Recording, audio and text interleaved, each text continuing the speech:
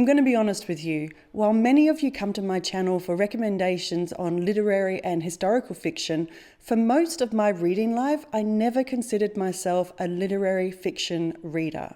Part of that reason was because I had a very specific idea of what I thought literary fiction was. I think I associated literary fiction with authors like Austen and Ishiguro and Cormac McCarthy or Tolstoy. Writers I knew were highly revered and respected, but I kind of put them into a place where I thought they were beyond my capabilities as a reader. Like I needed a literary degree to appreciate them. But over the years, as I've really led myself to read by mood and instinct, I've started to notice a pattern. Most of the books that I couldn't stop thinking about, the books that really moved me deeply, the ones that I was recommending to other people, they all had something in common, that many of them were actually literary fiction, and that maybe I was a reader of literary fiction all along. The funny thing is that once I finally picked up these books that I thought might have been beyond me and read the first page, I started to realize that they were not daunting at all. They weren't difficult, and to be honest, they were probably some of the best reading experiences I've had. What these books in literary fiction share is that they have an attention to interior life. They slow down just long enough for us as readers to appreciate or understand a person's thoughts, motivations, fears, and hopes. While many other genres seem to be built around the question of what happens next, literary fiction really has a central question of what does it feel like to be this person? And for me, that's where the value of literary fiction lies. These books explore questions like love and loss and identity and belonging, and what it means to be human. They help us to see perspectives through someone else's eyes, which ultimately lends us to becoming more empathetic and often helps us to better understand ourselves as a result. So if you're curious about literary fiction but aren't sure where to start, I'm going to share with you 6 books that I recommend that are wonderful gateways to this particular genre, and it will be recommendations dependent on the reader you currently are or the genres you currently enjoy. The first book I'd recommend is Small Things Like These by Keegan. This book ticks a couple of boxes if you feel intimidated by starting literary fiction. One of the biggest misconceptions about the genre, I think, is that you feel that a book has to be dense or physically big, and this book is none of those things. It's just over 100 pages long, and it is set in Ireland in the week or the days leading up to Christmas. And we follow a coal merchant who is going about his business in the town, but he starts to notice things happening in the town that other people are ignoring. What I love about this book, and Keegan in particular, is the amount of emotional weight she manages to fit on the pages in such a small amount of space. There aren't dramatic plot twists or cliffhangers, but instead it really has a central question running through it. And that is, what do we do when we are confronted with something we know is wrong? It's a book about conscience, about kindness and courage, and it really does narrow in on the ordinary choices that people make every day. Keegan pays close attention to her characters and the atmosphere and the emotional lives of her characters that creates a story that feels much bigger than the page count. If you've always assumed that literary fiction is too difficult or too dense or too big a commitment, then this is the book I would put in your hands. Because literary fiction doesn't have to mean War and Peace or a 700-page modern classic. And I think once I go through these books, you'll start to realize that none of these books require you to be an advanced or mature reader, let alone an experienced reader in literary fiction. In fact, many of the books that helped me fall in love with literary fiction as a genre were very accessible. The difference wasn't that they were harder to read, but it was that they made me stop and pay close attention to what was happening on the pages. The second book I'd recommend is Brooklyn by Colm Tóibín. This is a literary fiction gateway book for anyone who is currently a lover of historical fiction. And books like Brooklyn helped me to realize that the line defining the difference between literary fiction and historical fiction is a much finer line than you might think. This is set in the 1950s, and we follow a young woman named Eilish who is in Ireland, and she immigrates to New York, where she is in the search of a better life, of a more meaningful life. On the surface, not a great deal happens. There's no wars, there's no political intrigue, or specific sweeping historical events that propel the story forward. Instead, the story really focuses on something much more personal, and that is what it feels like to leave your home.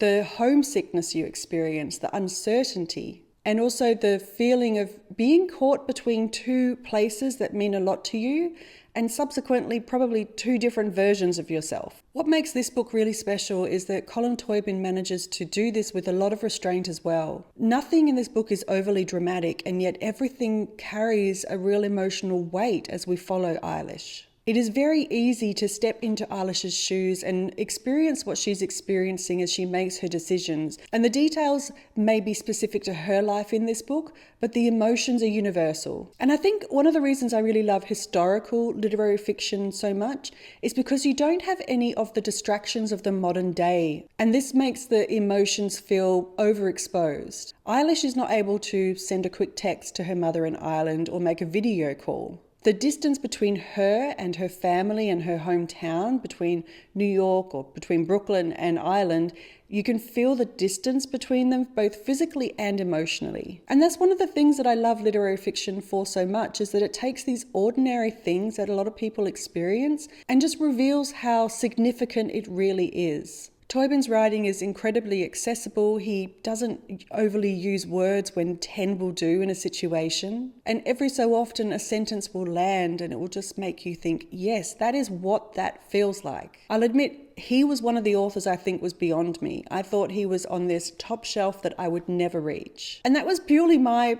perception. It was my fault, but I have now read a number of his books and I truly love how he writes and the stories that he is able to convey. So if you already enjoy historical fiction and want to dip your feet into literary fiction, I would recommend Brooklyn. And as a bonus, if you fall in love with Eilish's story, which you probably will, a sequel was released a couple of years ago called Long Island, which continues her story, and it's just as wonderful.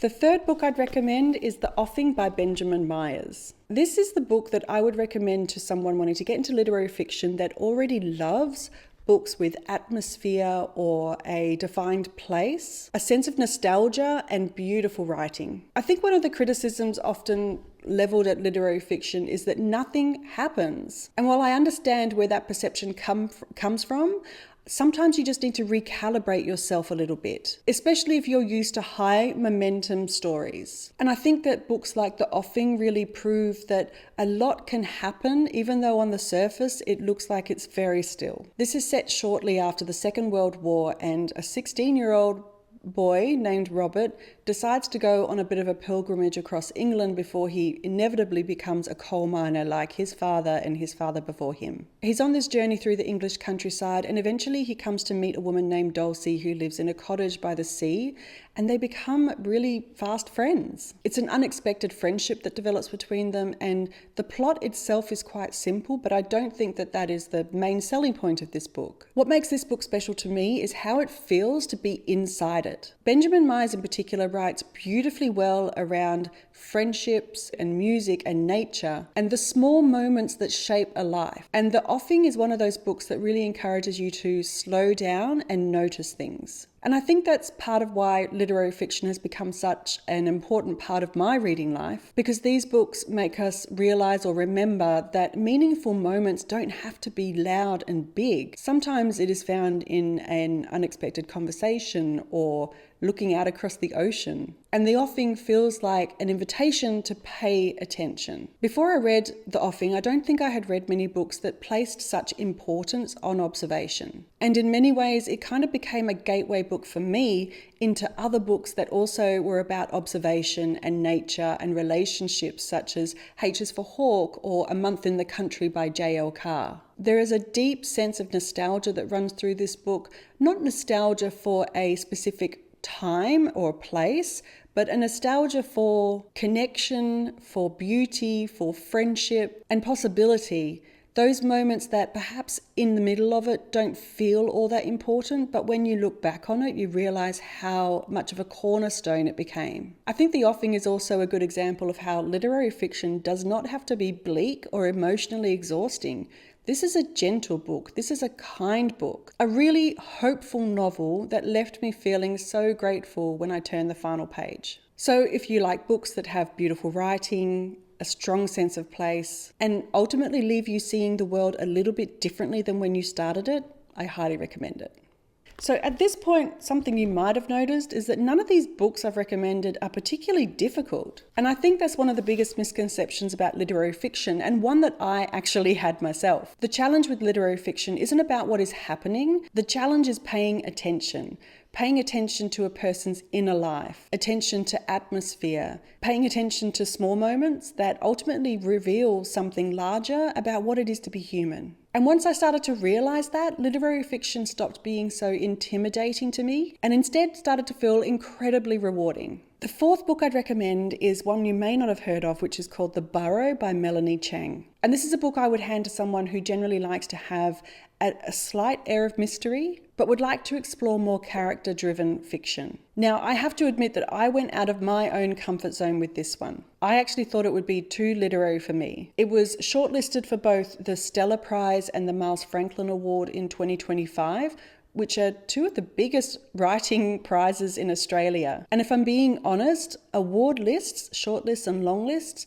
and I do not really get along all the time. More often than not, those books on those lists tend to be more misses than hits for me, for a variety of reasons, but this book blew me away. I actually read it in a single sitting, and it challenged another misconception I have about literary fiction, that it isn't particularly compelling or it sacrifices plot and story in favor of character development or beautiful writing. This book is actually set during the COVID pandemic during a lockdown period in Melbourne, and it is around one family who are living in close quarters, and this family is going through grief. You quickly understand that they have experienced a tragedy, and they are incredibly disconnected as a family unit after this tragedy, which is that's the air of mystery around this story. Alongside them is this small rabbit that they adopt at this time, and the impact of the rabbit is definitely not big waves, but you start to realize how it starts to alter the rhythm of their life very, very slowly. What I really loved about this book is that Melanie Cheng simultaneously managed to balance an emotional depth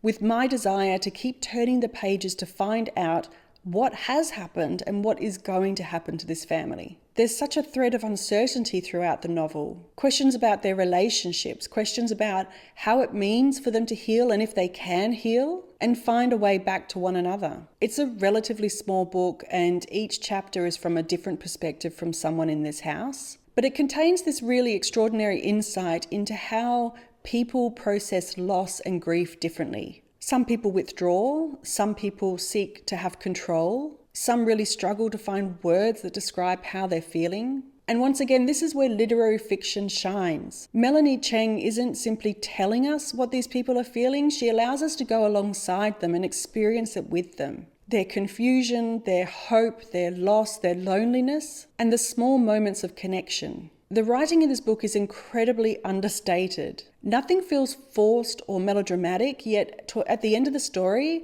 I felt like I knew these characters intimately. If some of the earlier books I recommended feel a bit distant because of their historical setting, The Burrow offers something a little bit closer to home while still having that richness that makes literary fiction so rewarding. So if you enjoy stories with emotional depth, or maybe you want to enjoy stories with emotional depth, or you like a thread of mystery through it, and you want characters that feel real, then I would recommend The Burrow. The fifth book I'd recommend is The Song of Achilles by Madeline Miller. Now, this is a book I would hand to anyone at any time, but in particular, I think I put it on this list because I think it would be a great gateway book for anyone who currently enjoys romance. One of the things I really wanted to get across in this video around literary fiction is that it isn't really a separate world that lives apart from other genres. Sometimes it overlaps with historical fiction, sometimes with contemporary fiction, and in this case it overlaps with romance. The Song of Achilles is a retelling of the Greek myth of Achilles and Patroclus, but at its heart, for me, it is a love story. Now, I know this book is incredibly popular and a lot of you may have already read it, but I couldn't make this list without including it because it taught me something very specific about literary fiction that none of the other books on this list really illustrate as clearly. Before I read books like The Song of Achilles, I kind of saw prose or beautiful writing as decorative, a bit of an icing on the cake, something that could be beautiful for sure, but is it really something that enhances the story or my experience as a reader? It was the Song of Achilles that I think changed my mind around this. And the reason why this love story works so well is I think because the beautiful writing and the story itself become inseparable. Madeline Miller doesn't simply tell us these characters care about one another. Through the voice, through the atmosphere, the careful attention that she gives to their relationship, we start to see their relationship grow page after page. And for me, what makes this novel so powerful is how restrained it is. The longing, the tenderness, the things that are left unsaid. Madeline Miller never relies on grand declarations or dramatic gestures for us to appreciate and be invested in the relationship in this story. Instead, she builds it really slowly through shared moments, human moments, and an understanding that really feels completely natural. By the middle of the novel, I didn't feel that I was just reading a story about two people in love or in lust with each other.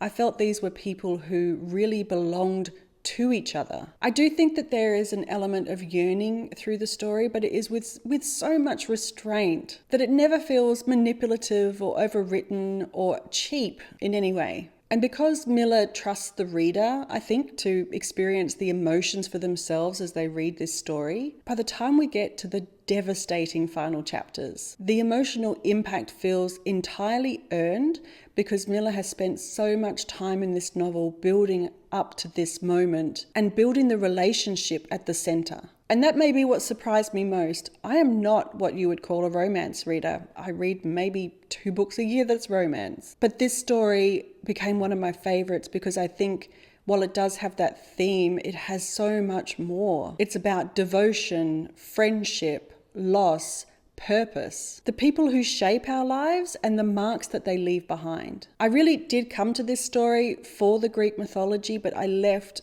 feeling the relationship at its center. And like I said, for me, this is one of the books that really showed me what beautiful writing can do and how it can change a story. It isn't there to show off. At its best, beautiful prose deepens the emotion, sharpens the character, and allows us to experience the story rather than just read it. And if the first 5 books I've shown you really show you the range of literary fiction, I think this final book shows you how ambitious literary fiction can be.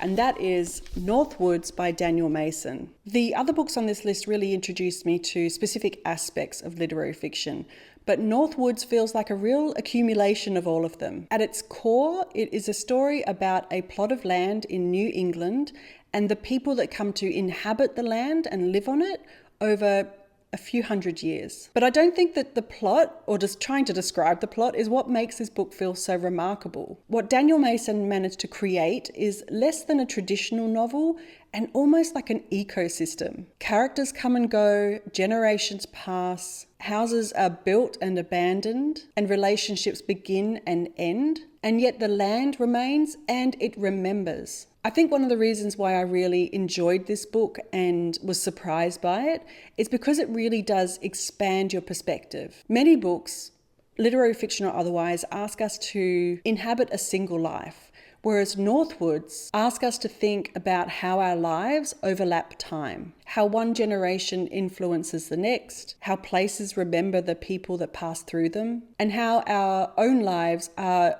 a small part of much larger stories. What impressed me most with this book is that despite its ambition, it didn't feel cold or distant or intellectual.